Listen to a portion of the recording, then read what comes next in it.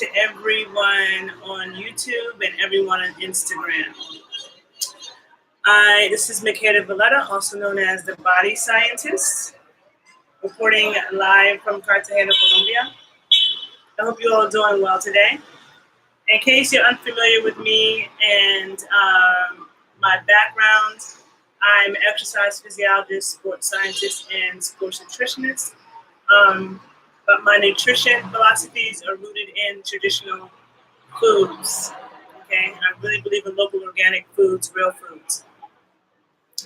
So in this video, I want to talk about food in Cartagena in particular, because this is my second time in Cartagena, but this is the only place I've been to in Colombia, so I don't feel like it's fair to talk about Colombian food based on only being in Cartagena. That's something that a lot of people do with America. They like to, a lot of people like to generalize American food. And American food can vary so much depending on where you are in the United States.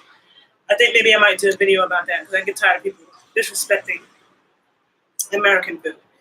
I will be going to Medellin on Saturday, so in 2 days, and then I'll be able to say something about the food there. But I know that the food varies in different parts of Colombia. Okay, so a few things, and there's also some similarities that I have noticed in Latin America, period. And I find it interesting because I feel like a lot of people in America have this idealistic idea about Latin America, maybe even like, I don't like the term third world countries, but maybe third world countries, the Caribbean, stuff like that. In the United States, I've always heard Caribbean people and people from South America speak as if their food was better quality than the food we have in America. And they speak as if they eat better and have like fresher food. But in my experience, that has not been the case. You know, I've been to Jamaica, I've been to Haiti, I've been to Costa Rica several times, I've been to Puerto Rico, which is a part of the U.S. And then also Hawaii, which is also a part of the U.S. I felt like it was very hard to find a lot of good quality food too.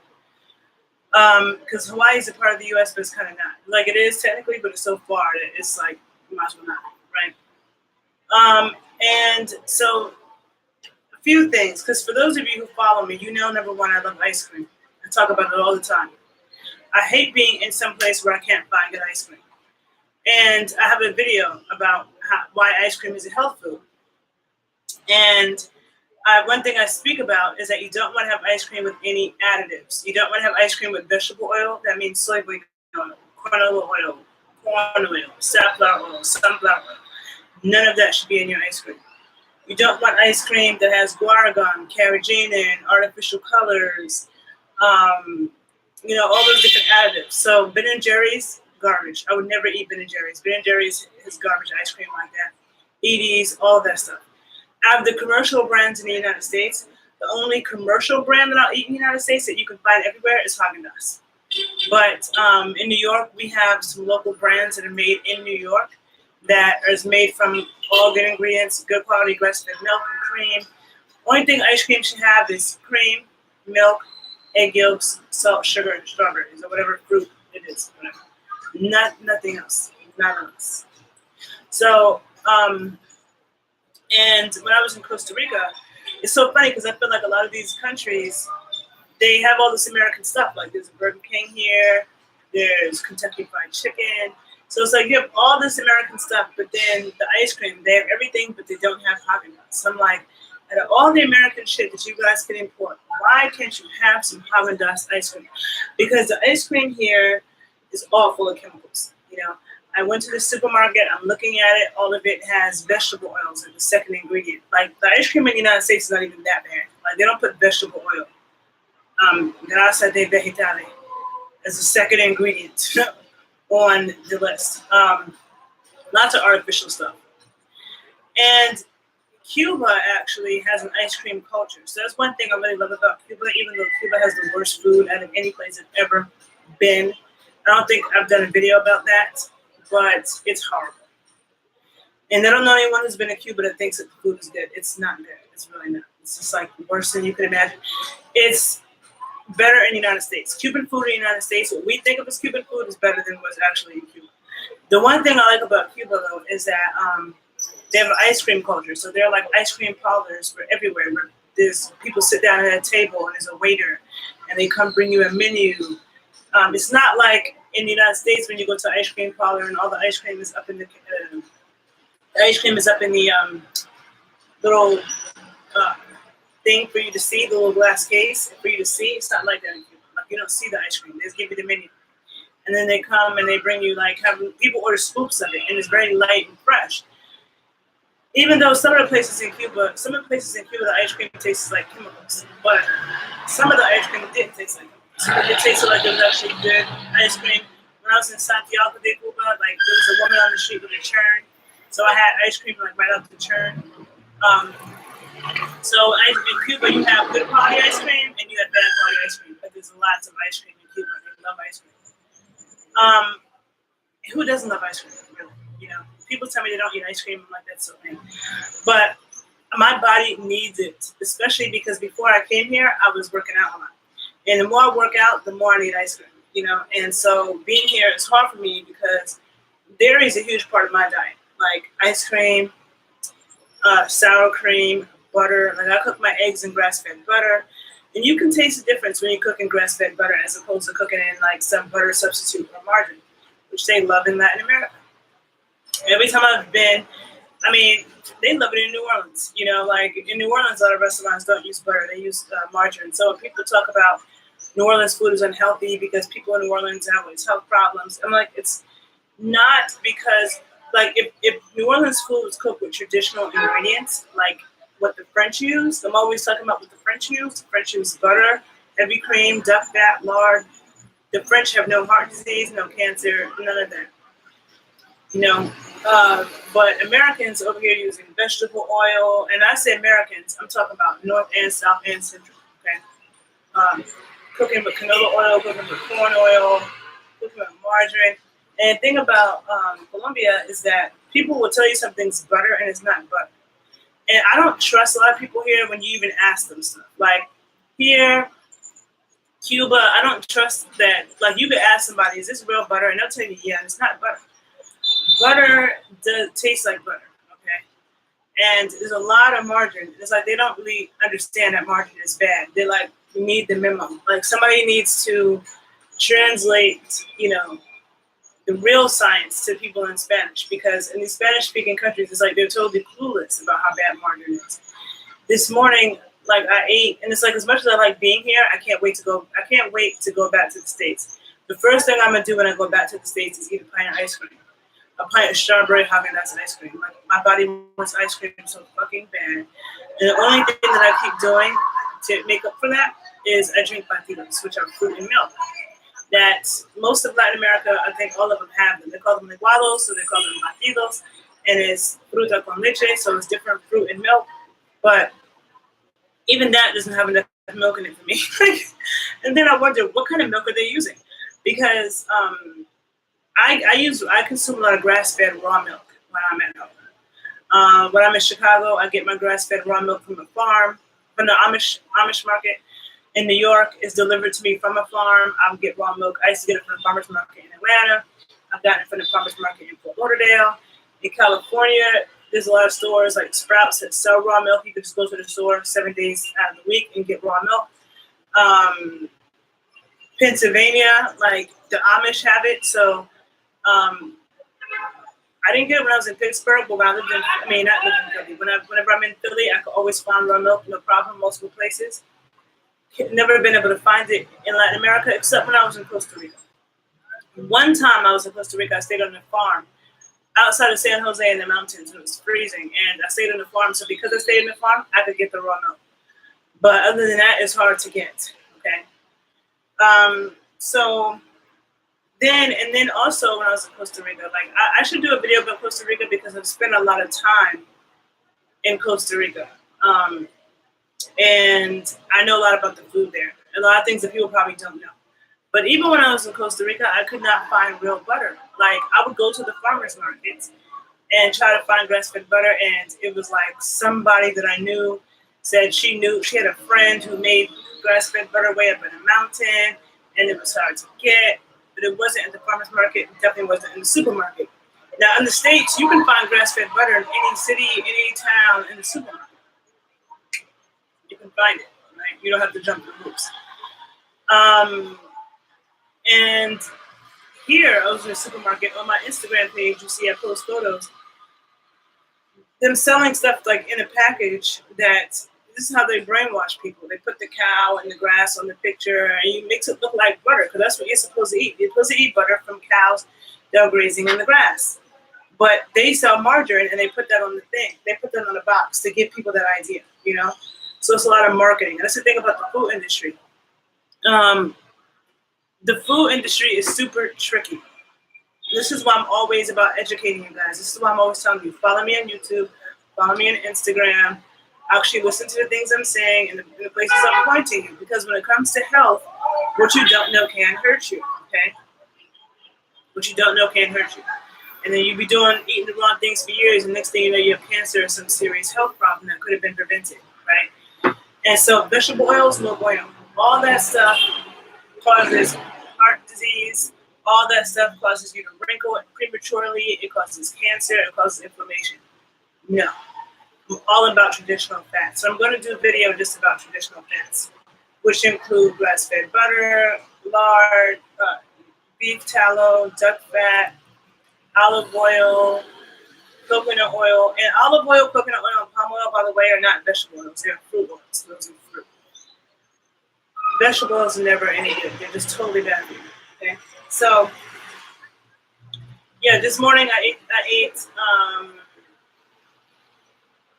well, first of all, also, I feel like in Latin America, whenever people make omelets, they're never good. They're like so hard. Like, I don't know if they get that because they got that from us, so they're trying to make what we make, or if they already made omelets. But all I know is that the omelets are horrible, okay? But just like here, people eat eggs, you know, a lot for breakfast, you know?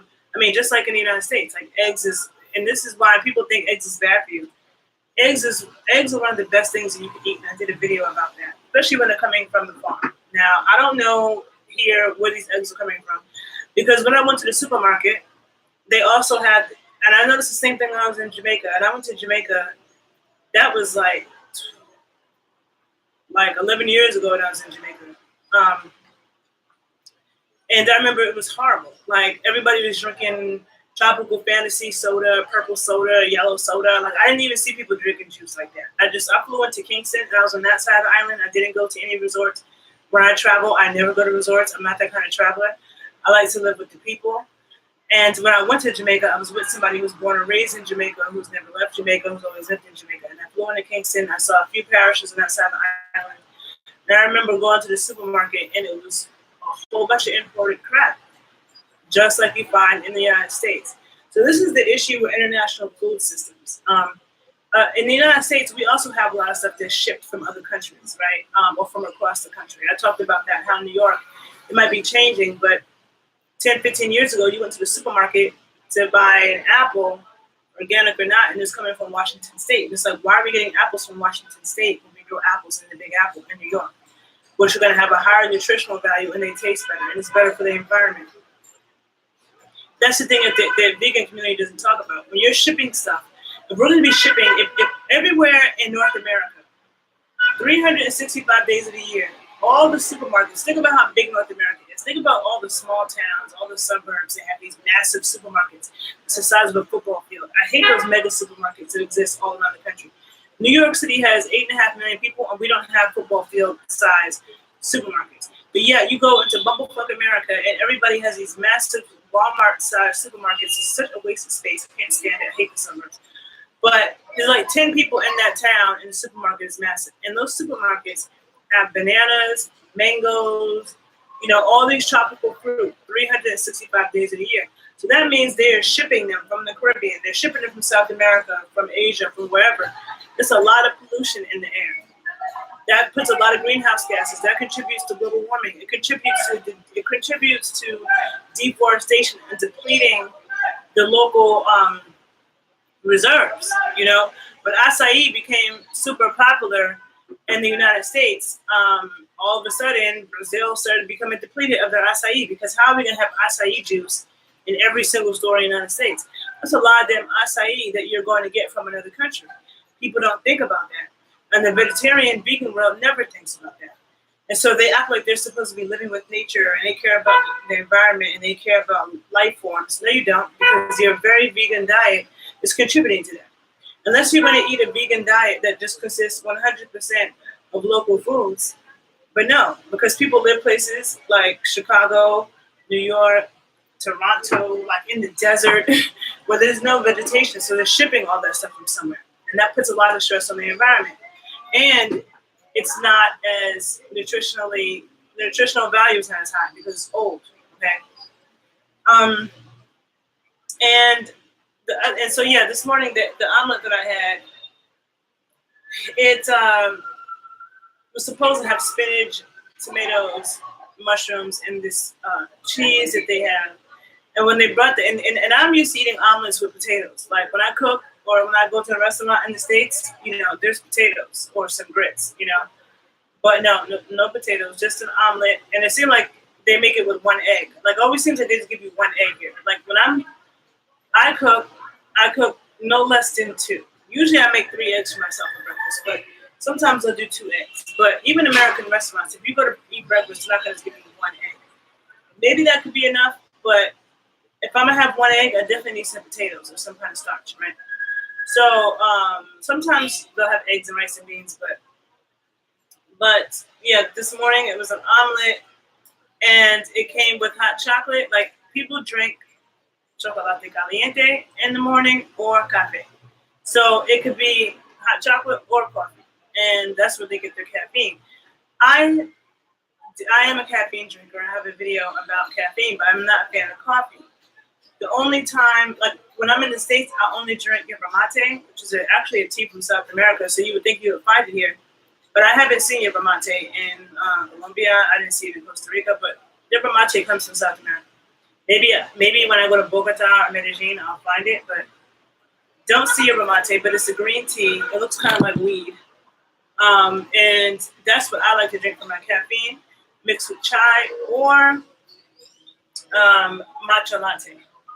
Matcha latte, which is green tea leaves, they're stone ground, and to powder. It's Japanese. So I like that too. And that's the only reason why I support Starbucks when I travel around, is because Starbucks is the one place that I know definitely has matcha. And so I heard that there's Starbucks in Medellin, so I hope I can find my matcha, because otherwise I have to drink coffee. And, well, actually, no. Today I drank hot chocolate. I like to drink hot chocolate when I'm here. When I'm in Cuba, it's coffee. Cuba, you really have no choice at all. And so I would drink a cup of coffee every day. Even though I prefer not to, but I do need some sorts of caffeine. So here, they have hot chocolate in the morning a lot of times. It's really good quality chocolate, of course, because it comes from Colombia. And there's different places here where they cultivate chocolate. So it's cool to even drink hot chocolate when it's hot outside. It's hot right now. Like I said yesterday in a video that it wasn't that hot. Like I came here last May and it was hot as fuck. It was like the hottest place I've ever been in my life. And I was saying that it's March now, and it's not that bad, but actually it is pretty hot. Okay, and so you're drinking hot chocolate, and I like that. Okay, so the chocolate, that's going to be really good quality. Again, I don't know what kind of milk they use when they make the batidos or licuados, which are the milkshakes with fruit. I don't know what kind of milk they use. I'm not sure if they're using powdered milk. I'm not, because a lot of Latin America loves powdered milk. Some things it's hard to find out unless you talk to people. The reason why I knew so much, and people will tell you the truth, the reason why I found out so much about Costa Rica is because I went there so many times to teach. But Costa Rica, like every other country, is different in different parts. But on the Caribbean coast, which is my favorite part of Costa Rica, which I've been to several times, at least 3 or 4 times, I found out that that's where the food is the best. I think Costa Rican food is pretty boring. But I think the food is the best on the Caribbean coast, and I found out they cook with MSG by the bags on the Caribbean coast. So everything you eat in the Caribbean coast of Costa Rica that tastes so good, they probably put a bunch of MSG in. So even though you see monkeys swinging from the trees in Costa Rica, and you're literally in the rainforest, in the jungle, they're cooking with margarine and MSG. Okay, so these are important things to note and know and understand. The light. Hold on a minute. I don't get good light on this iPhone. Okay. And for me, because I eat such good quality food, I can tell. And it's like this morning, I felt my stomach started to hurt because I'm like, I need some butter. I cannot eat stuff that's cooked in margarine. And I'm thinking to myself, how can I avoid this? And I don't know. I don't know. Last night I had lobster that was supposed to be cooked in butter, and I asked the waitress, "Are you sure this is butter or not margarine?" She told me it was butter. It tasted like butter, so I think last night actually was butter. But then the rice that I had last night, it's coconut rice. It was so dried out and overcooked. It's disgusting. And the tostones or patacones was also too dry and overcooked. But I felt like it wouldn't be right for me to say that I didn't like it or that, like if I was in the States, I would have. Oh, hold on, let me plug my. Plug in. If I was in the States, I would complain and I would say that this is not good, it's overcooked. But it felt like here, I felt like I would be offending somebody if I said that, so I didn't. And then last night, I'm looking at a YouTube video of a girl talking about, do's and don'ts. And so she's talking about Medellin, but it feels like this in Cartagena too. She was saying if you don't like some food, it's wrong to like tell them that. Like just don't tell them that. Which is crazy because I understand that culturally, but I like the fact that in the United States you can speak up. You don't have to just accept that this and pay for this food that is not good, so you don't hurt their feelings or offend anybody. That's one thing that I didn't like. So I just paid for the food last night. It wasn't that good. I was upset. I felt gypped because I knew we could have got something cheaper that was probably better. But I was so hungry. I had a headache. I had a headache from not eating enough food yesterday. That's the thing. Like when I am, a lot of times when I'm in places like this, I end up like feeling like I'm not eating enough. Because I like food that sticks to my gut. And then like I get tired of eating rice and beans. It seems like rice and beans is like the main starch, rice and beans, and there's only so much you can do with rice and beans before it starts getting boring. Even though one thing I can say is that in Colombia I've had different versions. Well, in Cartagena, I'm only speaking about Cartagena. I've had different versions of rice and beans that taste different. And they have arepas, which I like, which are like these little corn cakes. But yesterday morning for breakfast, it was like a fried egg, which was definitely fried in margarine. That had no taste. When you use butter, stuff tastes so good. Butter makes things taste so good.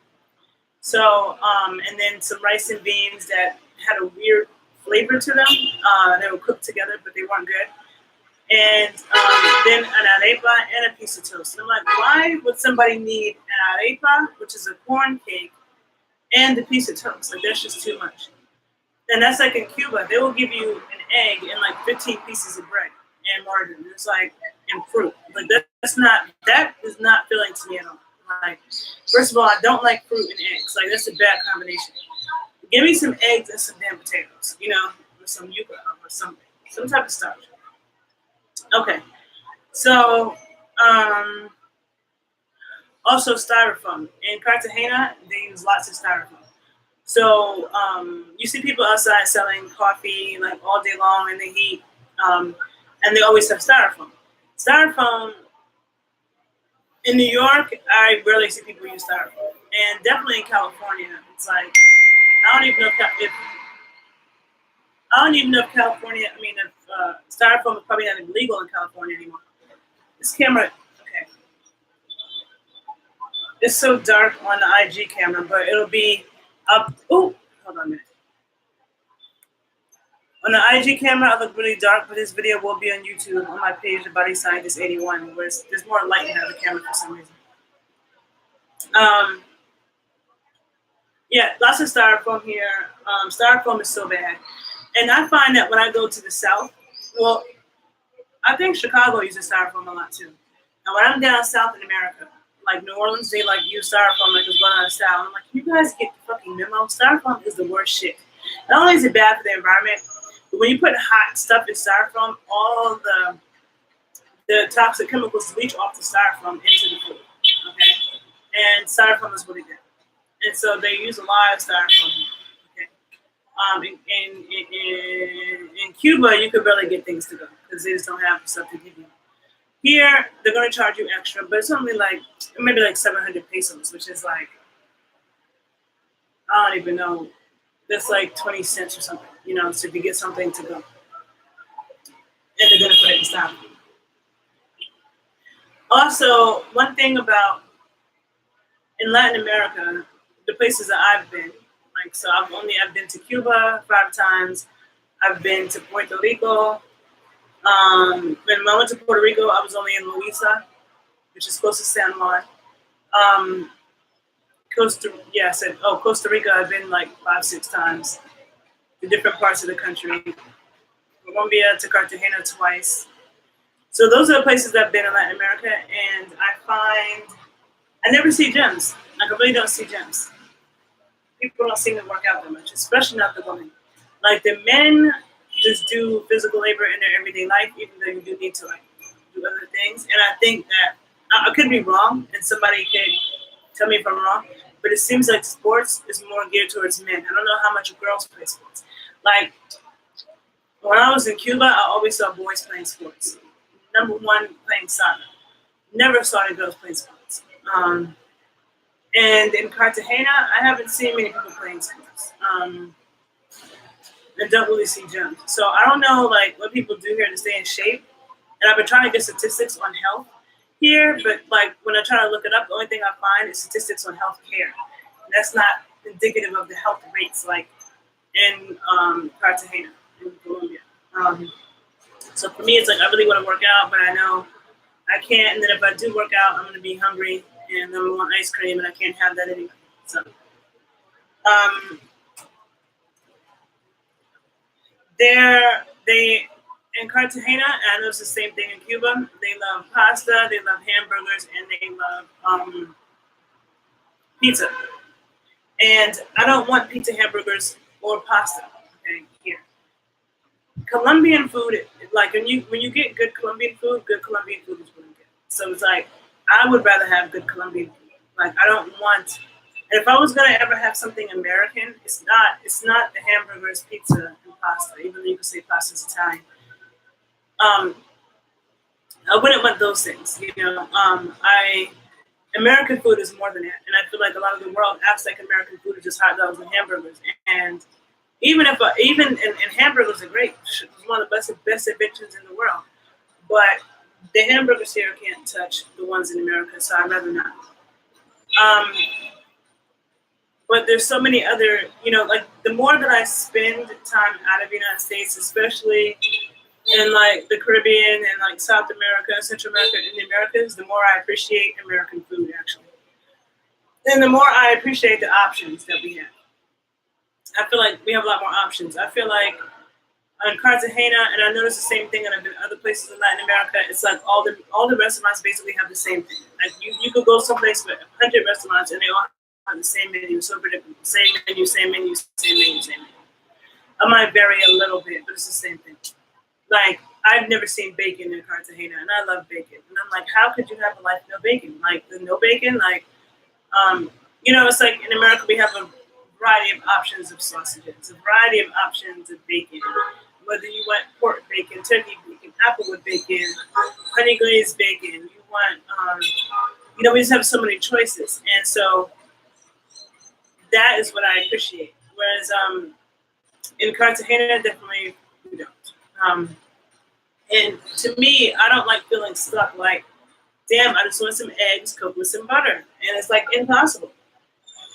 And reasons like that would stop me from ever moving someplace like this or wanting to be here for like long periods of time, because what I eat really matters and I care about my health. And it's like some things you can get here that are like fruit, like the fruit. Like there's a lot of farmers on the street who are selling fruit.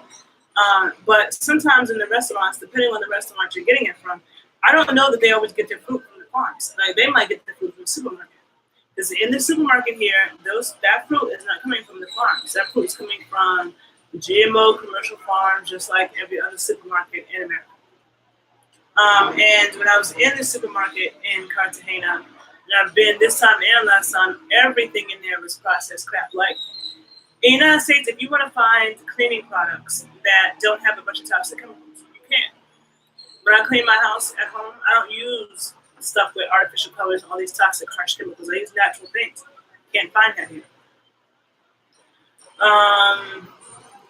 The meat, when I was in the supermarket, it didn't look that good. Like, and I could be wrong, but because a lot of times you don't know these things until you have the conversation.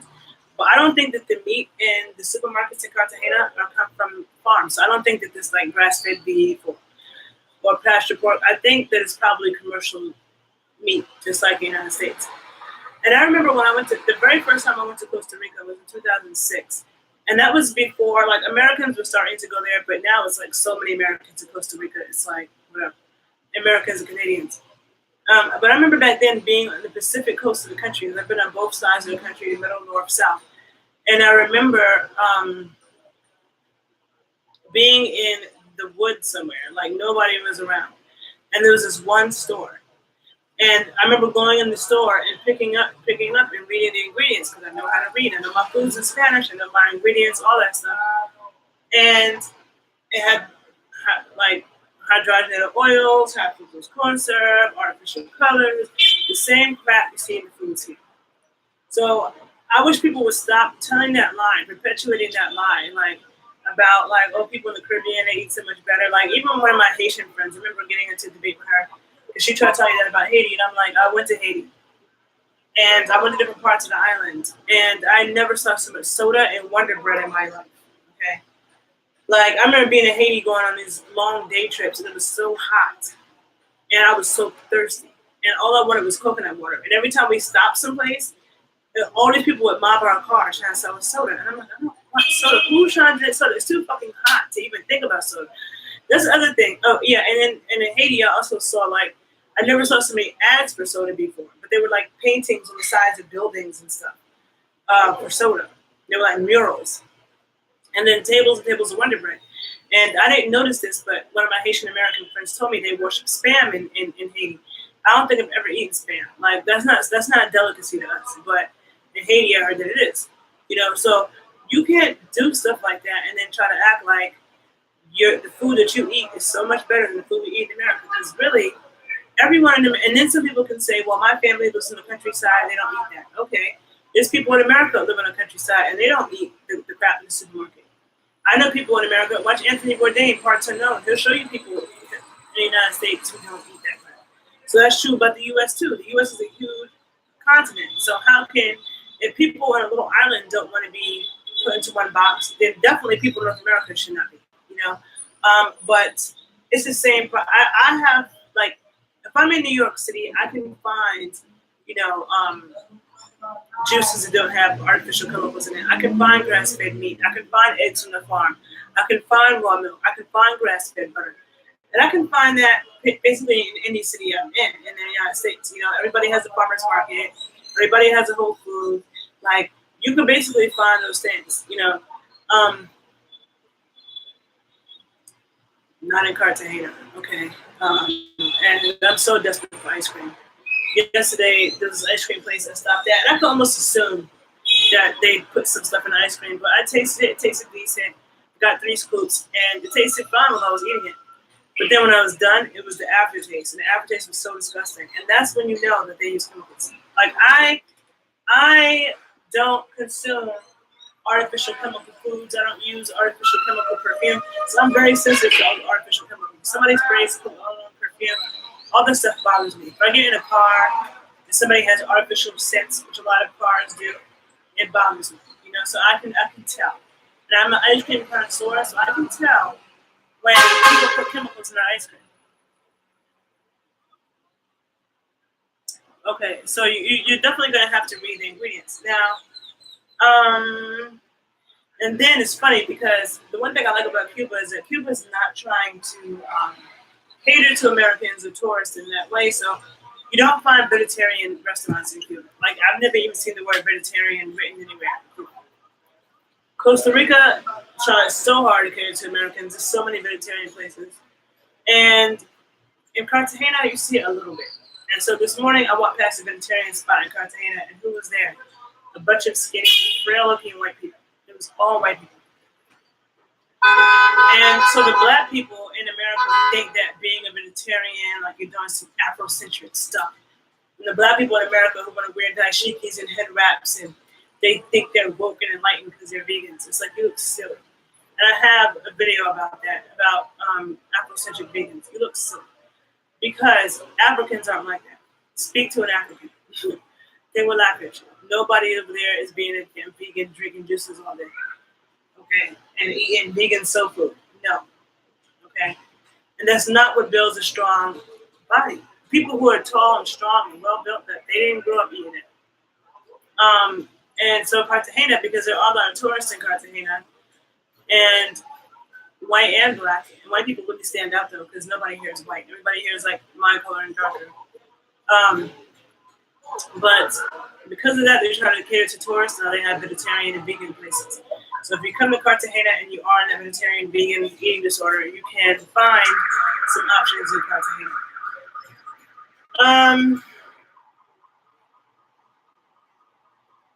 So I think I've said everything I want to say about Cartagena. I just remember last time when I came, I thought the food was really good, but this time I'm not feeling it. Like the hot chocolate is good, but a lot of it, and it's really like the quality of the ingredients. And so I'm not done. I have more food to eat today and tomorrow, but I had a migraine yesterday because I didn't eat enough food. So this will tell you an idea, like of what I spent. This morning I had an omelet with mushrooms, tomatoes, and I'm supposed to have spinach with it, and this farm cheese that they have, or some type of cheese, some type of white cheese. They call it double cream cheese. That's what they call it. They call it double cream cheese, but it's not cream cheese like what we think about that you put in the bagel. And so I had that with like the 2 pieces of like some type of bread. I forget what it's called, but it's some kind of bread that they make here, and it tasted. I haven't had bread taste like that in the U.S. I tend not to eat bread, but I don't know. I was hungry and I needed something else besides the omelet. And so I had that with hot chocolate and jugo de fresa, which is strawberry juice. And so that came together. That was I think like 10,000 pesos, which is 10,000 pesos, which is about $2 and change in American money.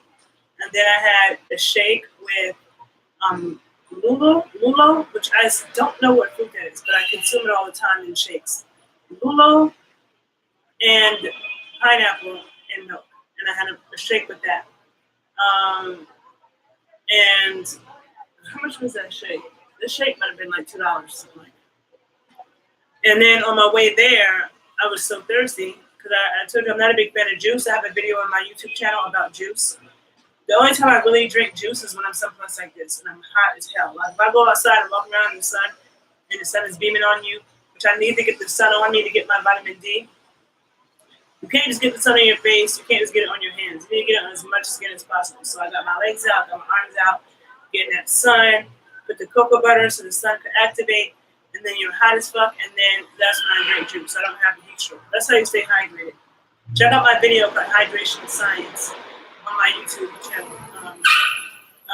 Because hydration is not, people think, oh, just drink water, drink water. Drinking water can dehydrate you, especially if you're in a state of dehydration. And juice is not really good for you unless you are dehydrated and hot and sweating and doing a lot. So I have videos where I talk about that. But here, and if you drink juice, you want to be fresh squeezed. So here you have lots of opportunities to have fresh squeezed juice. Lots of people in the street with making lemonade. And I love lemonade. Like lemonade is a big deal in my family. Being from Florida, they say that Florida people love oranges and orange juice, but that was never a big deal in my family. It was always been lemonade. Lemonade is everything. And I love some good lemonade. And there's a lot of people here on the street just making lemonade. They got the lemons, they're making it straight right there out the lemon, like fresh in the glass. And it's like 50 cents. Okay, those mil pesos, which is 2,000 pesos, which is about 50 cents. Because 4 million pesos, 4 million pesos equals about a little less than 4 million pesos equals $1 US, right? So the food is very cheap. You can eat here very cheaply. I mean, you can have like a lobster dinner and ice and tostones and a drink and all of that and pay like $10. It's very cheap. Um, I think I might have said everything I wanted to say about the food in Cartagena from what I've discovered thus far.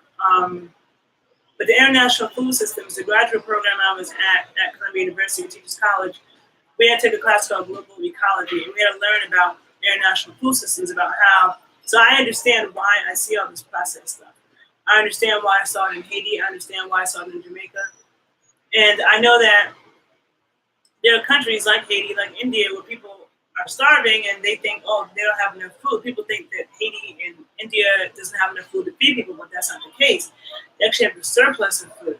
But when the U.S. gives people money and stuff like that, they will say, okay, because sometimes they give them rules that say, you can't, they tell the farmers, you can't sell your food to your own people. Like it'll be like it's been so long. Or the farmers can't sell it cheap enough because it's a poor country. The U.S. will ship in all of our canned instant crap, and we can make it cheaper for people. So because people that already don't have a lot of money, they can't afford to pay what the farmers are going to pay. Same thing in the U.S. So people get mad in the U.S. and they think, oh, all this organic stuff is so expensive, and they complain about Whole Foods is so expensive. You guys don't understand. The reason why the other food is so cheap is because it's old, it's rotten. They have all kinds of chemicals in it to make this stuff seem like it's not old and rotten, like it's not 2 years old.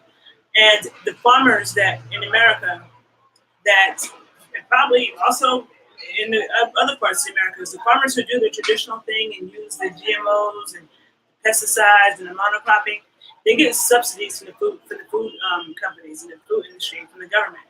They get subsidies, so they're able to afford it. The people who don't do that, the people who say, no, I'm just going to do straight organic natural stuff, they don't have that. And they can't charge that cheap, and that stuff goes bad. You know what I'm saying? So that's the reason why it's more money. It's not a conspiracy to make things expensively. If you want natural foods, good foods that are not expensive, you have to get it yourself, because that is what, like, you know, my family, my mom is from Western Pennsylvania, and my dad's from Florida. Both my parents had stuff growing in their backyard. But my dad told me stories about how he would go get the chicken and crack its neck, and the chicken would run around for a while before it would actually die. And, you know, both my parents talked about how the milkman delivered milk to their door. So, you know, like a lot of stuff that we pay for now is so expensive. Like I paid $10 for a gallon of raw milk. All this stuff I paid about $6 for a dozen pasture eggs. You know, if I was getting my eggs from Walmart just for lowest quality, I'd probably get it for $3. You know. So you do have to spend more money. And back in the day, like, you know, my parents and my grandparents' time, that was poor people's food, you know? And now we have to spend so much money. So it's the same thing happening here in other parts of the Americas, you know? And I wish that I could just give them a memo and say, please do not use the margin. It's like they're on a time delay with information. Like, this is not 1980. You guys not understand margin is bad. Like, don't believe that shit. Don't believe that margin is good for you. Get some goddamn grass-fed butter. You know, when I was in the supermarket, all the tropical fruits they have here in the supermarket, they were selling like concentrate something.